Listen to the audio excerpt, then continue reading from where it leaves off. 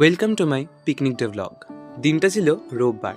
সকাল সকাল মায়ের হাতের বানানো চাউমিন নিয়ে চলে গেছিলাম স্টুডেন্টদের ট্রিট দিতে। তারপর বাড়ি ফিরে এসে পুচকুটাকে একটু আদর করে স্নান করে উঠে গপুকে পুজো দিয়ে নিই। তারপর রোববারের দুপুরে ভুড়িভোজ নিয়ে বসে পড়ি। সেদিন ছিল পেঁয়াজ পালং শাকের তরকারি আর মায়ের হাতের বানানো মাংসের ঝোল, আর শেষ পাতের ম্যান্ডেটরি মিষ্টি। দেখতেই পাচ্ছ এখন আলু কাটাকাটি চলছে। কথা কেটে কেটে দিবি, ঝুটি বেরিয়েছে, ঝুটি। তারপর সন্ধেবেলা পৌঁছে গেছিলাম পিকনিকে।